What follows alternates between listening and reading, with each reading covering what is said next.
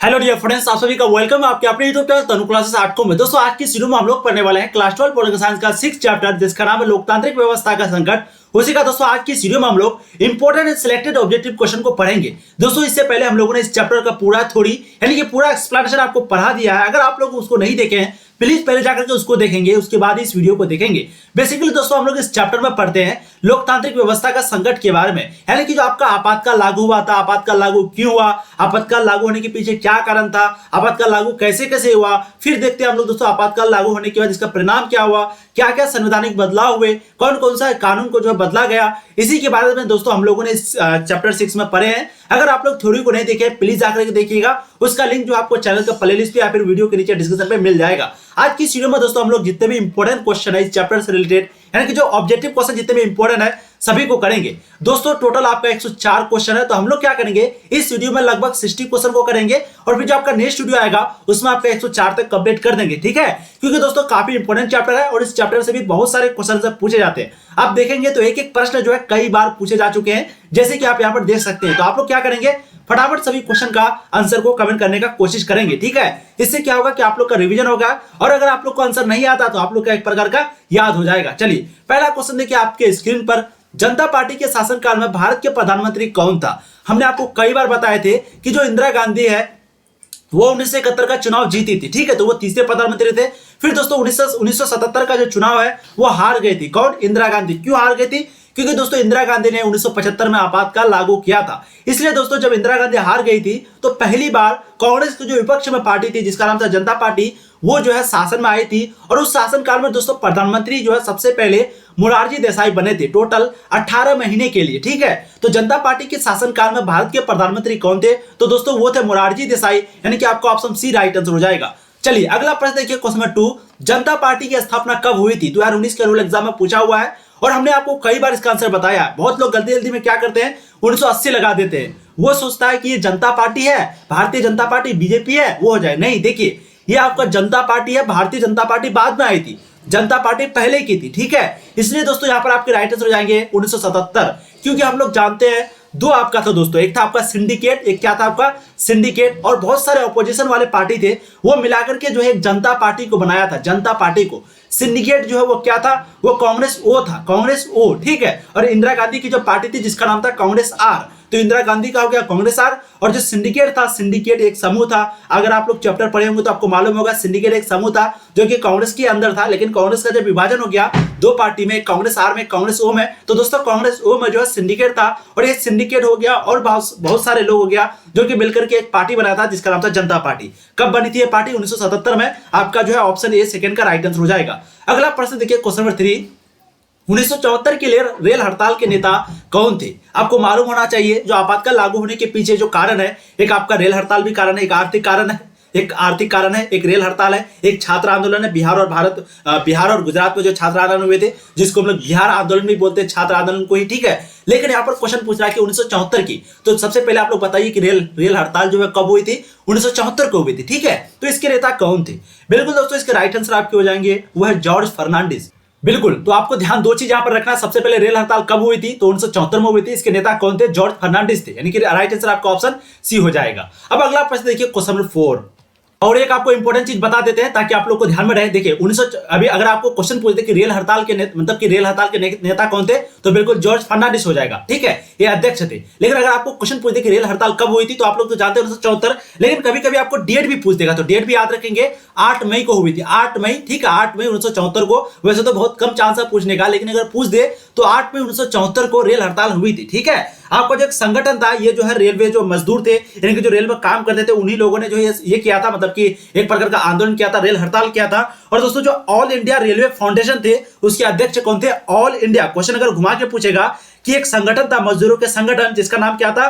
All India railway federation, उसके अध्यक्ष कौन थे? तो आपको लगाना है जॉर्ज फर्नांडिस, ठीक है। तो क्वेश्चन घुमाया जा सकता है, नेता कौन थे? जॉर्ज फर्नांडिस, या फिर ऑल इंडिया रेलवे फेडरेशन के अध्यक्ष कौन थे? तो जॉर्ज फर्नांडिस। दोनों चीज जो है आप लोगों को ध्यान रखना है। अब अगला प्रश्न देखिए, संविधान संशोधन की प्रक्रिया का वर्णन कब किया गया था, यानी कि कौन से अनुच्छेद में किया गया था? संविधान संशोधन की प्रक्रिया का जो वर्णन है, यानी कि संविधान संशोधन होना चाहिए, यह प्रक्रिया का जो वर्णन है कौन से अनुच्छेद में किया गया था? अनुच्छेद 370, अनुच्छेद 368, अनुच्छेद 368 या फिर अनुच्छेद 352। तो काफी इंपोर्टेंट क्वेश्चन है, फटाफट आप लोग आंसर देंगे बहुत को बिल्कुल। इसके राइट आंसर आपको जाएंगे दोस्तों वह अनुच्छेद 368, यानी कि आपका ऑप्शन बी जो है करेक्ट आंसर हो जाएगा क्वेश्चन नंबर 4 का। ठीक है, तो संविधान संशोधन की प्रक्रिया का जो वर्णन है वो अनुच्छेद 368 में किया गया था। अब अगला प्रश्न देखिए क्वेश्चन नंबर 5, सर्वोच्च न्यायालय के न्यायाधीश की नियुक्ति कौन करता है? प्रधानमंत्री करता है, राष्ट्रपति करता है, मंत्रिमंडल करता है या फिर उपराष्ट्रपति करता है? सबसे पहला क्वेश्चन मैं आपको कई बार बता चुका हूं कि जो प्रधानमंत्री का जो सुप्रीम कोर्ट का जो न्यायाधीश होता है, यानी कि जो जज होता है, उसकी क्या होती है? नियुक्ति होती है। वो चुना नहीं जाता, उसकी क्या होती है? नियुक्ति होती है। तो ये चीज को ध्यान रखना है।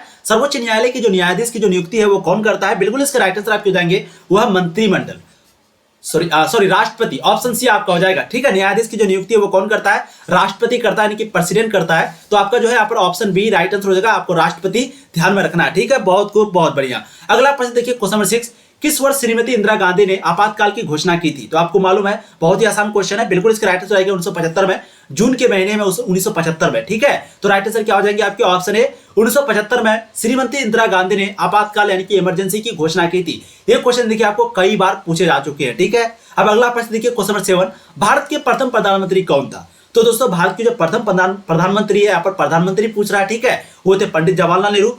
प्रथम विदेश मंत्री जो है वो भी थे पंडित जवाहरलाल नेहरू। अगर आपको पूछते द्वितीय प्रधानमंत्री तो आपको लगाना है शास्त्री जी, लाल बहादुर शास्त्री। ठीक है, जो कि द्वितीय प्रधानमंत्री थे। पंडित जवाहरलाल नेहरू की जो मृत्यु कब हुई थी? 1964 में हुई थी, ध्यान रखना है। उसके बाद जो द्वितीय प्रधानमंत्री बने थे वो कौन बने थे? शास्त्री जी बने थे। और तृतीय प्रधानमंत्री जो कौन थे? इंदिरा गांधी थी। अगला देखेंगे next question, question number 8, Shah आयोग का गठन कब किया गया था? शाह आयोग का गठन कब किया गया था? 1975 में, 77 में, 76 में, 78 में? हमने आपको बहुत अच्छे से एक्सप्लेनेशन वाला वीडियो जो थ्योरी वाला है उसमें पढ़ाएं इसके बारे में। आप लोग जरूर उस वीडियो को देखिएगा। ठीक है, इसके जो करेक्ट आंसर हो जाएंगे बिल्कुल आपके हो जाएंगे वो है 1976 में, यानी कि आपका ऑप्शन थोड़ा सा यहाँ पर देखिए ऑप्शन उल्टा पुल्टा, यहाँ पर जो राइट आंसर हो जाएंगे वो 1977 हो जाएंगे। ठीक है, 8 नंबर का राइट आंसर क्या हो जाएगा? 1977। तो शाह आयोग का जो गठन है वो कब किया गया था? 1977, यानी कि आपका ऑप्शन बी जो है राइट आंसर हो जाएगा 1977। अब अगला प्रश्न देखिए क्वेश्चन आपके 9, जनता पार्टी का गठन कब हुआ था? फिर से देखिए यहाँ पर जनता पार्टी है, पहले क्या पूछा कब इसकी स्थापना हुई थी? तो हम लोगों ने आंसर दिया 1977। अब यहाँ पर पूछा जनता पार्टी का गठन, तो गठन पूछ दे या फिर स्थापना पूछ दे, कुछ भी पूछ दे, राइट आंसर जो है आपका ऑप्शन सी ही लगाना 1977। ध्यान रखिएगा, बहुत लोग इसमें गलती करते हैं। भारतीय जनता पार्टी की स्थापना बिल्कुल 1980 में हुई थी, 1980 में। ठीक है, ध्यान रखिएगा अप्रैल महीने के 1980 में। लेकिन वहीं पे अगर पूछ दे सिर्फ जनता पार्टी, भारतीय को हटा दे, बी को हटा दे, तो दोस्तों आपको 1977 लगाना है। ठीक है, अगला प्रश्न देखिए क्वेश्चन नंबर 10, जनता पार्टी का गठन किसके नेतृत्व में हुआ था? संजय गांधी, जयप्रकाश नारायण, राम मनोहर लोहिया, जगजीवन राम? तो ये भी क्वेश्चन बहुत ही इंपॉर्टेंट है। बिल्कुल इसका राइट आंसर आपके हो जाएंगे वो है जयप्रकाश नारायण। तो आपको मालूम होना चाहिए संपूर्ण क्रांति के जो नेतृत्व है वो किसके नेतृत्व में हुई थी? जयप्रकाश नारायण के नेतृत्व में हुई थी। और उन्हीं ने जो है जनता पार्टी का गठन किया था, यानी कि एक प्रकार का नेतृत्व किया था। कौन? जयप्रकाश नारायण, लोकनायक जयप्रकाश नारायण। चलिए देखिए इस प्रश्न क्वेश्चन नंबर आपके 11, 1977 में कांग्रेस फॉर डेमोक्रेसी नामक, आपको मालूम होना चाहिए कांग्रेस पार्टी से एक और पार्टी अलग हुई थी, जो कि अलग होकर के एक नाम रखा था जिसका नाम क्या था? Congress for democracy. लेकिन बाद में ये पार्टी खत्म हो गई थी और ये भी जो है जनता दल में शामिल हो गया था। तो क्वेश्चन यहाँ पर पूछ रहा है कि 1977 में कांग्रेस फॉर डेमोक्रेसी नामक राजनीतिक दल का जो गठन है वो किसने किया था? बिल्कुल इसके राइट आंसर आपके हो जाएंगे वो है जगजीवन राम। ठीक है, तो जो कांग्रेस फॉर डेमोक्रेसी नामक जो राजनीतिक पार्टी थी, जो दल थी, उसका गठन जो है जगजीवन राम किया था। लेकिन बाद में ये पार्टी खत्म हो गई थी, यानी कि एक प्रकार खत्म करके किसमें मिल गया था? जनता पार्टी में मिल गया था। तो दो चीज आपको ध्यान रखना है। सबसे पहला कांग्रेस फॉर डेमोक्रेसी पार्टी कब बनी? 1977 में बनी। किसने किया था? जगजीवन राम ने किया था। बाद में ये पार्टी का जो है जनता पार्टी के साथ मिल गया। अगला प्रश्न देखिए क्वेश्चन नंबर 12, बिहार आंदोलन कब प्रारंभ हुआ? क्वेश्चन आपको घुमाया जा सकता है। आपको अगर यहाँ पर पूछ देगा छात्र आंदोलन या फिर आपको कभी कभी पूछ देगा बिहार आंदोलन, तो दोनों चीज एक ही है, ये चीज को ध्यान रखिएगा। ठीक है, बिहार आंदोलन कब प्रारंभ हुआ था? बिल्कुल इसके राइट आंसर आपके हो जाएंगे 1974 में। आपके ऑप्शन ए जो है करेक्ट आंसर हो जाएंगे। ठीक है, चलिए, क्योंकि दोस्तों 1975 में तो आपका आपातकाल लागू हुआ था, और आपातकाल लागू होते ही क्या होता है कि जितने भी आंदोलन है, जितने भी हड़ताल है, सब कुछ खत्म हो जाता है। पूरे पावर जो है वो किसके पास आ जाती है? केंद्र के पास आ जाती है। ठीक है, तो बिहार आंदोलन कब प्रारंभ हुआ था? तो 75 में तो होगा नहीं, 76 में भी जो है आपका ये था, क्या कहता है उसको, आपातकाल ही लागू था, और 77 में जो है आपका चुनाव हो गया था। इसलिए राइट आंसर आपके ऐसे भी ऑप्शन ए ही होगा 1974। तो बिहार आंदोलन कब प्रारंभ हुआ था? 1974। कभी कभी पूछ देगा गुजरात आंदोलन, गुजरात के छात्र आंदोलन, वो भी 1974। दोनों एक ही साथ हुआ था, सिर्फ 2 महीने के अंतर में। ठीक है, देखिए नेक्स्ट प्रश्न, क्वेश्चन नंबर आपके 13, बिहार आंदोलन को किस अन्य नाम से जाना जाता है? तो अभी हमने आपको बताया बिल्कुल छात्र आंदोलन के नाम से जाना जाता है, यानी कि आपका ऑप्शन भी 13 का राइट आंसर हो जाएंगे। तो बिहार आंदोलन को किस अन्य नाम से जाना जाता है? छात्र आंदोलन के नाम से जाना जाता है। अगला प्रश्न देखिए क्वेश्चन नंबर 14, बिहार आंदोलन के मुख्य सक्रिय नेता कौन थे जिसके नेतृत्व में आंदोलन आगे बढ़ा? यानी कि बिहार आंदोलन जो छात्र आंदोलन हुआ था उसके मुख्य सक्रिय नेता कौन थे? हमने आपको अभी बताया कुछ देर पहले, बिल्कुल इसके राइट आंसर आपको हो जाएंगे जयप्रकाश नारायण, क्योंकि जयप्रकाश नारायण के नेतृत्व में ही बिहार में छात्र आंदोलन चले थे। इन्होंने दो शर्त रखी थी, वो शर्त मैंने आपको कई बार बताया है। पहली शर्त रखी थी कि जो आंदोलन है वो अहिंसा पूर्वक रहेगा। दूसरी जो शर्त रखी थी वो ये रखी थी कि जो छात्र आंदोलन है वो पूरे भारत में फैलना चाहिए। ये दोनों शर्त रखा था कौन? जयप्रकाश नारायण। उसके बाद ही दोस्तों ये जो है आंदोलन का नेतृत्व किया। ठीक है, तो बिहार आंदोलन के मुख्य सक्रिय नेता कौन थे? क्वेश्चन अगर पूछे तो भी आपको जयप्रकाश नारायण लगाना है। किसके नेतृत्व में हुई थी? तो भी आपको लगाना जयप्रकाश नारायण। क्वेश्चन घुमाया जा सकता है, आंसर आपको दिमाग लगा के देना है। अगला प्रश्न देखिए क्वेश्चन नंबर 15, जयप्रकाश नारायण बिहार आंदोलन को आगे बढ़ाने के लिए छात्रों के सामने कौन सा शर्त रखा था? अभी हमने आपको बताया कि कौन सा शर्त रखा था, अभी हमने आपको बताया बिल्कुल आंदोलन जो है वो अहिंसक होना चाहिए, ये तो आपका बिल्कुल करेक्ट है। और एक मैंने आपको बताया था, वो क्या बताया था? अभी आपको बताया कि आंदोलन जो है वो एक तो अहिंसक होना चाहिए, पहला शर्त था। जो दूसरा शर्त था दोस्तों वो ये था कि आंदोलन जो है पूरे भारत में फैलनी चाहिए, पूरे भारत में। ठीक है, तो यहाँ पर आपका एक ही ऑप्शन है, इसलिए राइट आंसर ऑप्शन बी हो जाएगा क्वेश्चन नंबर 15 का। अगला प्रश्न देखिए क्वेश्चन नंबर 16, बिहार में छात्र आंदोलन का मुख्य कारण क्या था? महंगाई एवं भ्रष्टाचार, राजनीतिक नेताओं का अत्याचार, महिलाओं एवं वंचित वर्गों का शोषण, या फिर उपयुक्त सभी? तो बिल्कुल 16 के करेक्ट आंसर आपके हो जाएंगे वो है महंगाई और भ्रष्टाचार। बहुत लोग जल्दी जल्दी में क्या करेंगे, उपयुक्त सभी लगा देंगे, लेकिन एक महंगाई और भ्रष्टाचार ये दो चीज थी जिसके कारण बिहार में छात्र आंदोलन हुआ था, इसलिए 16 का जो करेक्ट आंसर आपके ऑप्शन ए हो जाएंगे। ठीक है, अगला प्रश्न देखिए क्वेश्चन आपके 17, देखिए इस क्वेश्चन में बहुत सारे लोग कंफ्यूज हो सकते हैं, इसमें मैं क्लियर कर दूं। बिहार में जो छात्र आंदोलन का मुख्य कारण था वो महंगाई और भ्रष्टाचार ही था। राजनीतिक नेताओं का अत्याचार कुछ हद तक सही है, लेकिन फिर आपका जो तीसरा ऑप्शन है वो थोड़ा सा गलत है, क्योंकि महिलाओं एवं वंचित वर्गों का शोषण नहीं हो रहा था, या फिर हो भी रहा होगा लेकिन आंदोलन का मुख्य कारण वो नहीं है। या फिर मुख्य कारण पूछा तो आपको महंगाई और भ्रष्टाचार ही लगाना है। ठीक है, अगला प्रश्न देखिए, नक्सलवादी आंदोलन जो है वो इसकी जो शुरुआत है वो कब हुई थी? नक्सलवादी जिसको हम लोग अभी क्या बोलते हैं, लेनिनवादी भी बोलते हैं, या फिर एक आपका जो छत्तीसगढ़ में जो एक घटना हुई थी, कुछ वहां पर नक्सलवादी के लोग जुड़े हुए थे। ठीक है, तो नक्सलवादी आंदोलन की जो शुरुआत है वो कब हुई थी? बहुत ही इंपॉर्टेंट क्वेश्चन है, बिल्कुल इसका राइट आंसर हो जाएंगे वो 1967 को। ठीक है, तो नक्सलवादी आंदोलन की जो शुरुआत है वो 1967 को हुई थी। 1967 में ही जो है कौन, इंदिरा गांधी जो है पहली बार प्रधानमंत्री बनी थी, फिर 1971 में, ठीक है, फिर 1981 में, 80 में। ठीक है, अब अगला प्रश्न देखिए क्वेश्चन नंबर 18, नक्सलवादी आंदोलन प्रारंभ में यानी कि शुरू करने में किस प्रकार का आंदोलन था? नक्सलवादी आंदोलन प्रारंभ में, शुरुआत में किस प्रकार का आंदोलन था? तो दोस्तों नक्सलवादी आंदोलन के बारे में आपको पूछा जाता है, मैं एक दो चीज आपको बता देता हूं।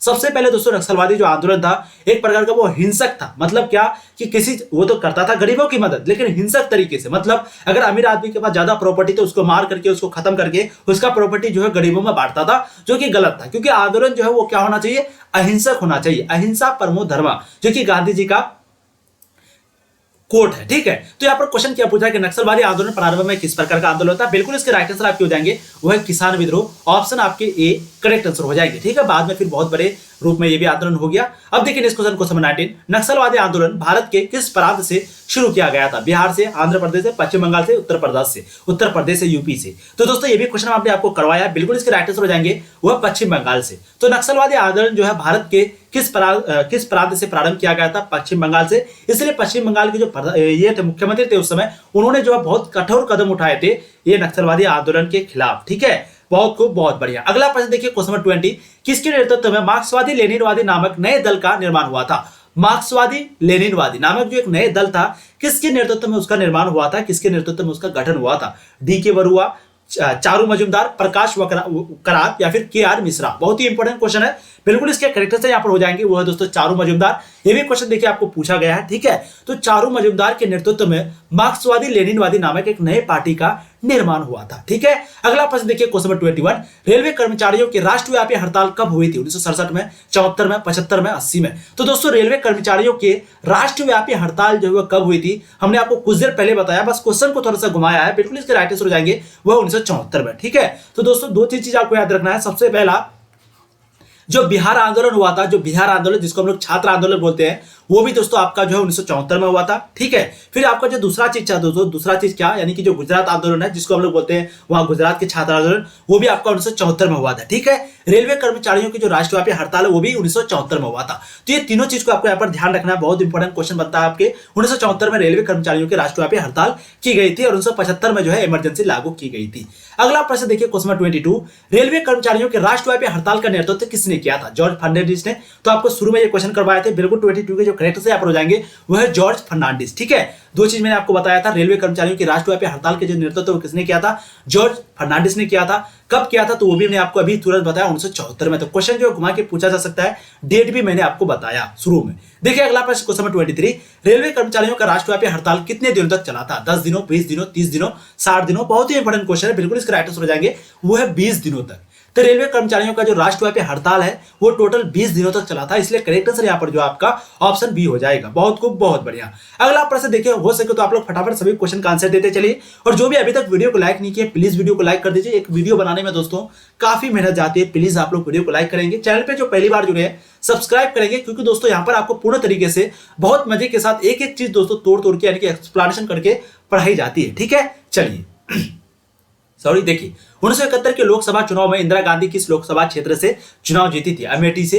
यहाँ पर 1971 की बात हो रही है, यानी कि 1971 में एक ऐसा चुनाव हुआ था जहां पर गरीबी हटाओ का तो नारा चला था। बिल्कुल आपको मालूम है गरीबी हटाओ का नारा किसने दिया था? इंदिरा गांधी ने दिया था। और दोस्तों 1971 में इंदिरा गांधी ऐसी जीत हासिल की थी कि यूं कहे तो उससे पहले कांग्रेस ने इतनी बड़ी जीत कभी भी हासिल नहीं की थी। और 1971 में फिर जो बांग्लादेश के साथ युद्ध यानी कि पाकिस्तान के साथ जो युद्ध हो गया 1971 में, उसके बाद दोस्तों इंदिरा गांधी के जो है कैरेक्टर में यानी कि उसका जो भूमिका में 4 चांद लग गया, यानी कि बहुत फेमस हो गई वो, या यूं कहे तो बहुत ज्यादा सबके लोकप्रिय हो गए। ठीक है, लोकप्रिय नेता हो गए। ठीक है, चलिए 24 के राइट आंसर बिल्कुल आपके हो जाएंगे Raebareli, option B right answer हो जाएंगे क्वेश्चन नंबर 24 का। तो 1971 के लोकसभा चुनाव में इंदिरा गांधी किस लोकसभा क्षेत्र से चुनाव जीती थी? वो हो जाएंगे रायबरेली। अच्छा, आप लोग बताएंगे जो संजय गांधी था, ठीक है, वो जो है कौन से जगह से यहाँ पर जो है चुनाव लड़ रहे थे? ये क्वेश्चन आप लोग बताएंगे। चलिए बहुत खूब।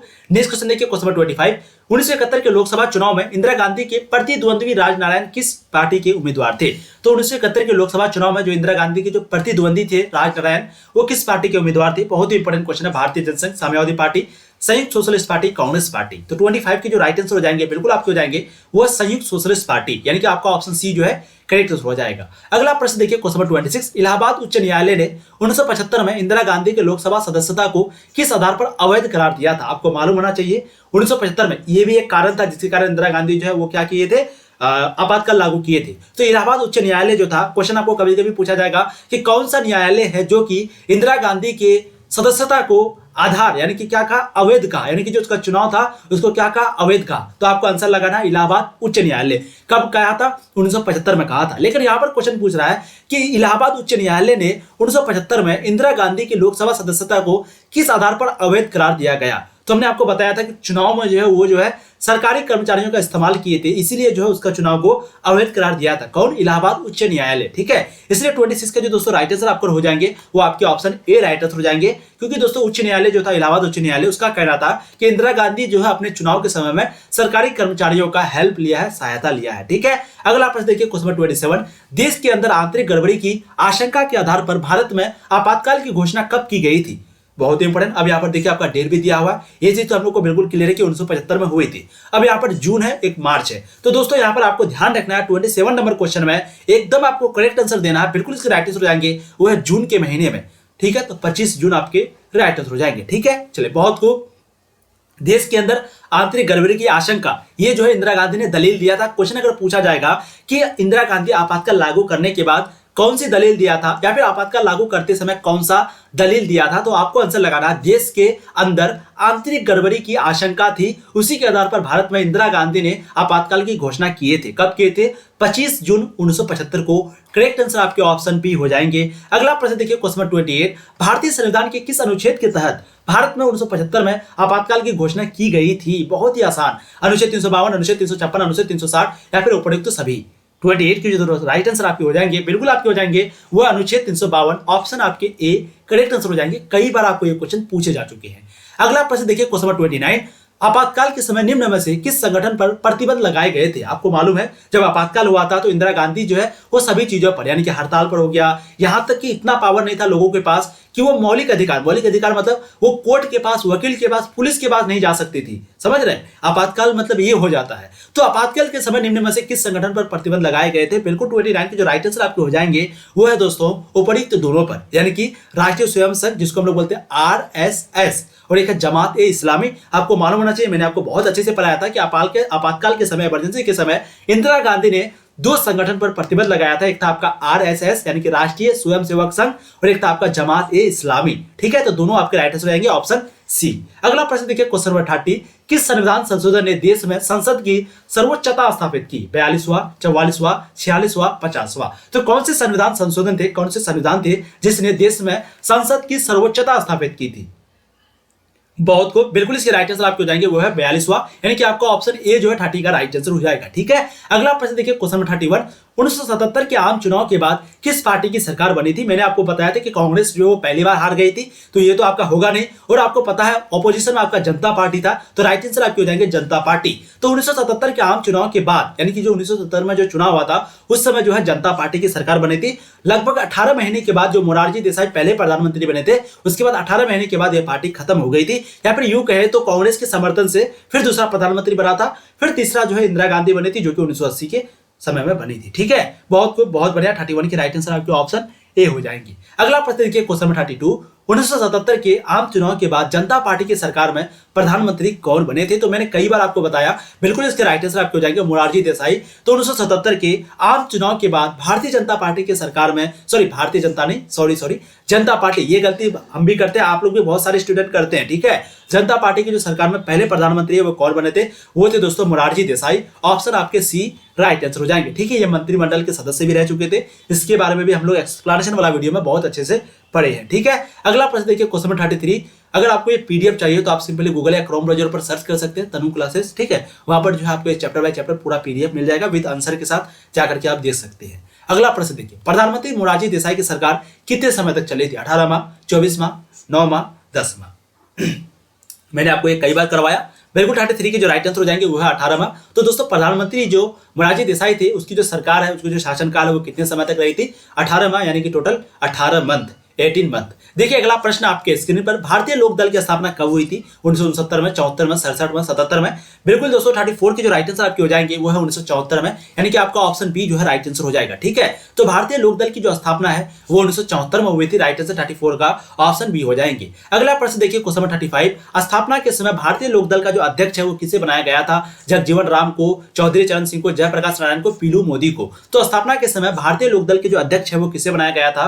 बिल्कुल दोस्तों 35 के जो राइट आंसर है आपके हो जाएंगे चौधरी चरण सिंह, यानी कि आपका ऑप्शन बी जो है राइट आंसर हो जाएंगे। ठीक है, बहुत इंपॉर्टेंट क्वेश्चन है। स्थापना के समय भारतीय लोक दल के जो अध्यक्ष है वो चौधरी चरण सिंह को बनाया गया था। बहुत बढ़िया। अगला प्रश्न देखिए क्वेश्चन नंबर 36, 1969 में जनता पार्टी सरकार के विरुद्ध अविश्वास प्रस्ताव किसने लाया था? वाईवी चौहान ने, सुब्रमण्यम स्वामी ने, राजनारायण ने, जगजीवन ने। तो 1969 में जनता पार्टी सरकार के विरुद्ध में अविश्वास प्रस्ताव जो है किसने लाया था? बिल्कुल 36 के जो राइट आंसर आपके हो जाएंगे वो है दोस्तों वाईवी चौहान ने। आपका ऑप्शन ए जो है राइट आंसर हो जाएंगे। ठीक है, कांग्रेस फॉर डेमोक्रेसी पार्टी इनमें से किसने स्थापित किए थे? ये क्वेश्चन आप लोग आंसर देंगे फटाफट कमेंट में। ठीक है, अगला प्रश्न देखिए क्वेश्चन 37, जातीय आरक्षण के लिए जनता पार्टी की सरकार ने किस आयोग का गठन किया था? जातीय आरक्षण के लिए जनता पार्टी की सरकार ने किस आयोग का गठन किया था? अनुसूचित जाति जनजाति आयोग, पिछड़ा वर्ग आयोग, मंडल आयोग, आरक्षण आयोग। 37 के दोस्तों राइट आंसर आपके यहाँ पर हो जाएंगे, बिल्कुल हो जाएंगे, वो है मंडल आयोग, यानी कि आपका ऑप्शन सी जो है राइट आंसर हो जाएंगे। ठीक है, तो जातीय आरक्षण के लिए जनता पार्टी की सरकार ने किस आयोग का गठन किया था? वो आपके हो जाएंगे मंडल आयोग। 37 का आपका ऑप्शन सी राइट आंसर हो जाएगा। अगला प्रश्न देखिए क्वेश्चन 38, निम्न में से किस प्रांत में छात्र आंदोलन हुए थे? हमने आपको कई बार करवाया है कि सिर्फ 2 ही जगह छात्र आंदोलन हुए थे, एक था आपका बिहार, एक था आपका गुजरात। ठीक है, तो यहाँ पर आपका ऑप्शन में बिहार दिया हुआ है, इसलिए आपको बिहार लगाना है। कब हुआ था? 1974 में हुआ था, जून के महीने में यहाँ पर हुआ था। ठीक है, ये चीज को भी आपको ध्यान रखना है, क्वेश्चन आपको पूछे जाते हैं। अगला प्रश्न देखिए क्वेश्चन 39, 1975 में आपातकाल यानी कि जो इमरजेंसी की घोषणा हुई थी उस समय भारत के कौन से राष्ट्रपति द्वारा कार्रवाई की गई थी। देखिए ये क्वेश्चन आपको मॉडल पेपर में पूछा गया, मैंने आपको पहले भी करवाया था। बिल्कुल उस समय जो था दोस्तों वो कौन था राष्ट्रपति, फखरुद्दीन अली अहमद। 39 के जो राइट आंसर है बिल्कुल आपके ऑप्शन ए हो जाएंगे। तो 1975 में जब इंदिरा गांधी ने आपातकाल की घोषणा की थी तो उस समय जो दोस्तों राष्ट्रपति थे वो कौन थे, फखरुद्दीन अली अहमद थे। ऑप्शन ए आपके राइट आंसर हो जाएंगे। इसी के द्वारा जो है कार्रवाई की गई थी। ये क्वेश्चन देखिए 2010 के एनुअल एग्जाम में पूछा हुआ है और मैंने आपको 2009 से लेकर के 2021 तक सारा क्वेश्चन बैंक करवाऊंगा, जिसमें से आपका 2009 और 2010 जो है कंप्लीट हो चुका है। ठीक है, यानी कि आने वाला वीडियो होगा अगर आप लोग नहीं देखे हैं तो। अगला प्रश्न देखिए क्वेश्चन 40, जनसंघ के संस्थापक कौन थे। ये भी क्वेश्चन देखिए पूछा गया क्वेश्चन है, बहुत ही इंपॉर्टेंट क्वेश्चन है, बहुत ही इंपॉर्टेंट क्वेश्चन है। जी हाँ, जनसंघ के संस्थापक कौन थे, अटल बिहारी वाजपेयी, महात्मा गांधी, श्यामा प्रसाद मुखर्जी, मदन मोहन मालवीय। 40 का दोस्तों राइट आंसर आपके यहाँ पर हो जाएंगे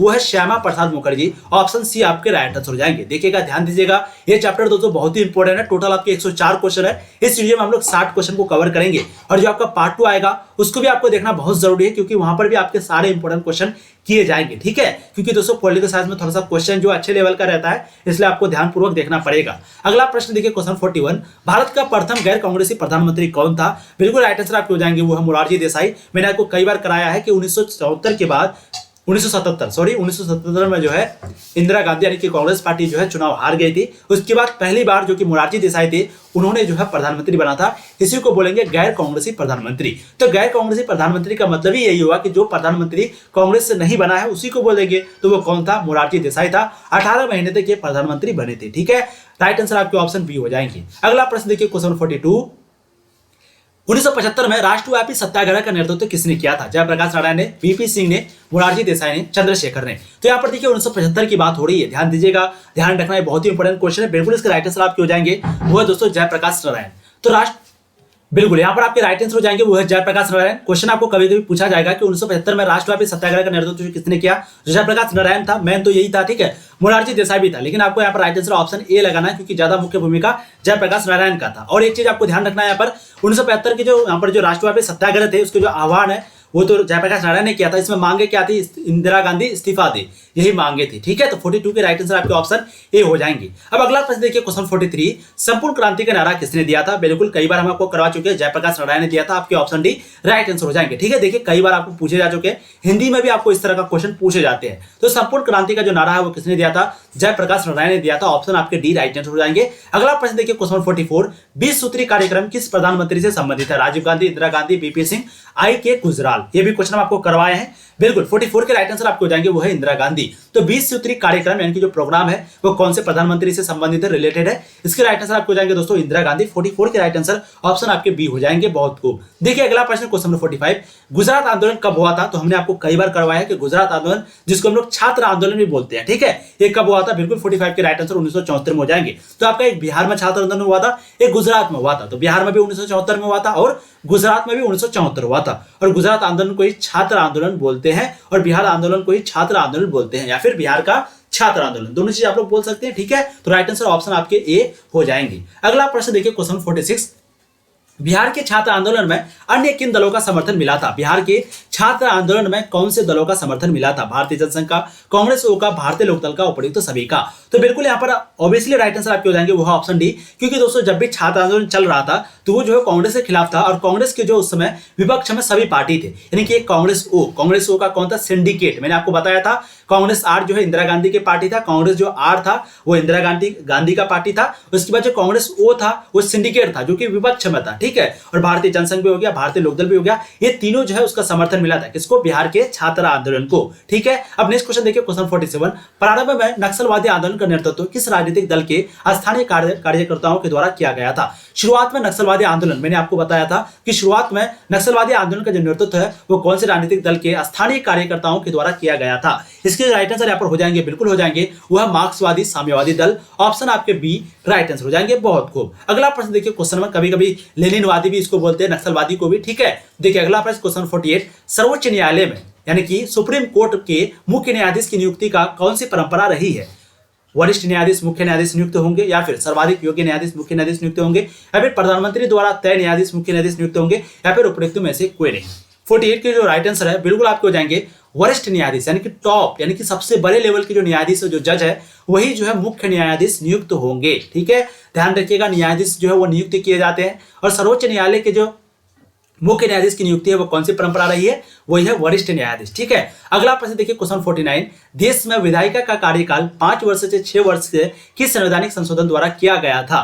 5 वर्ष से 6 वर्ष किस संवैधानिक संशोधन द्वारा किया गया था? 44वां, 42वां, 38वां, 40वां। तो 49 की जो राइट आंसर है बिल्कुल आपके हो जाएंगे वो है 42वां, यानी कि आपका ऑप्शन बी जो है राइट आंसर हो जाएंगे। ठीक है, बहुत बढ़िया। अगला प्रश्न देखिए क्वेश्चन 50, 44वें संविधान संशोधन के द्वारा संविधान के अनुच्छेद 352 में वर्णित जो आंतरिक अशांति को बदलकर किस शब्द को रखा गया?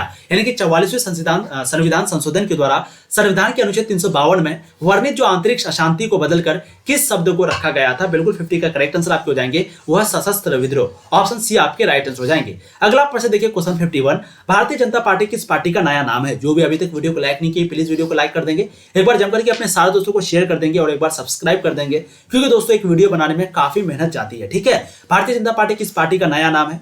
आप लोग को फटाफट बोलना है, बहुत ही इंपॉर्टेंट क्वेश्चन है, पूछा हुआ क्वेश्चन है। बिल्कुल राइट आंसर आपको देंगे भारतीय जनसंघ। ठीक है, ऑप्शन ए। बहुत लोग जो है भारतीय जनता दल बोल देते हैं, ये आपका नहीं होगा, राइट आंसर क्या होगा? Option A. तो भारतीय जनता पार्टी किस पार्टी का नया नाम है? भारतीय जनसंघ है, राइट आंसर आपके ऑप्शन ए हो जाएंगे। ठीक है, अटल बिहारी वाजपेयी जो है पहले प्रधानमंत्री थे। बहुत इंपॉर्टेंट क्वेश्चन है 51 नंबर का। बिल्कुल चलिए क्वेश्चन नंबर 52 देखिए, संविधान का 42वां संशोधन किसके शासनकाल में पारित किया गया था? इंदिरा गांधी, मोरारजी देसाई, राजीव गांधी, चौधरी चरण सिंह। तो संविधान का 42वां संशोधन जो है वो किसके शासनकाल में पारित किया गया था?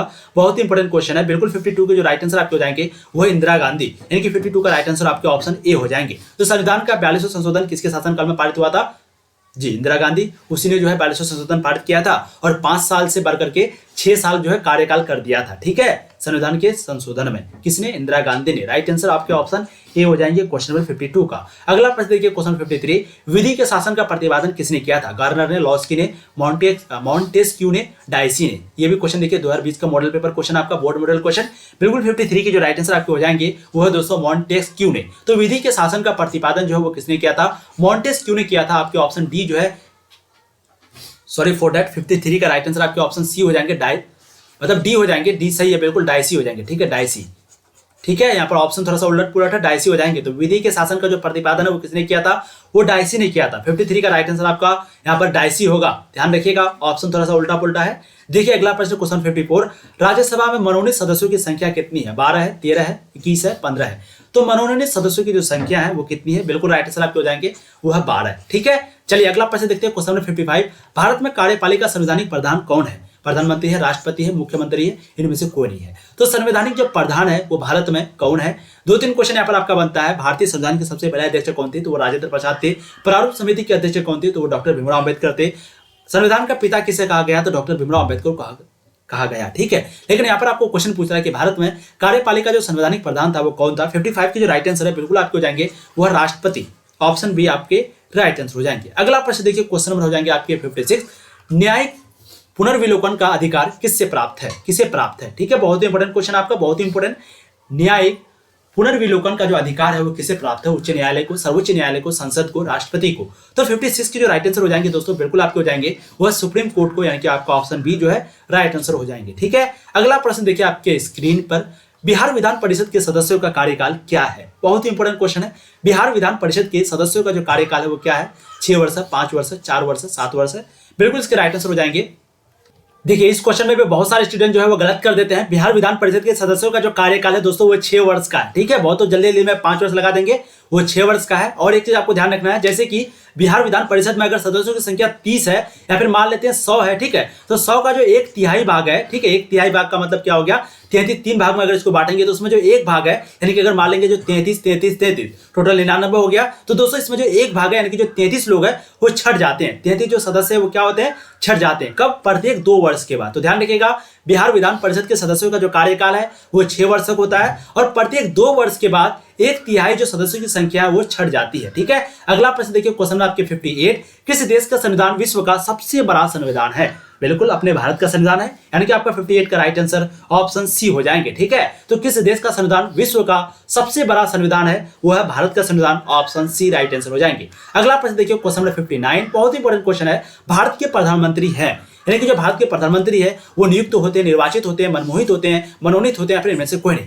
तो बहुत लोग इस दोनों में कंफ्यूजन है, इन दोनों में से आपको आज ध्यान रखना है और कभी आपको नहीं भूलना है। दोस्तों प्रधानमंत्री, राष्ट्रपति, उपराष्ट्रपति ये सभी जो है नियुक्त होते हैं, ठीक है। तो राइट आंसर जो आपके ऑप्शन ए हो जाएंगे। भारत के जो प्रधानमंत्री है वो क्या होते हैं, नियुक्त होते हैं। जो जज है वो भी क्या होते हैं, नियुक्त होते हैं। और जो ये मतलब कि अभी मैंने आपको बताया राष्ट्रपति वो भी नियुक्त होते हैं, उपराष्ट्रपति भी नियुक्त होते हैं। तो भारत के प्रधानमंत्री वो नियुक्त होते हैं। राइट आंसर यहाँ पर आपके ऑप्शन ए हो जाएंगे। ये भी क्वेश्चन देखिए 2020 के एनुअल एग्जाम में पूछा हुआ क्वेश्चन है, ठीक है। बहुत खूब। अगला प्रश्न देखिए, क्वेश्चन आपके हो जाएंगे 60।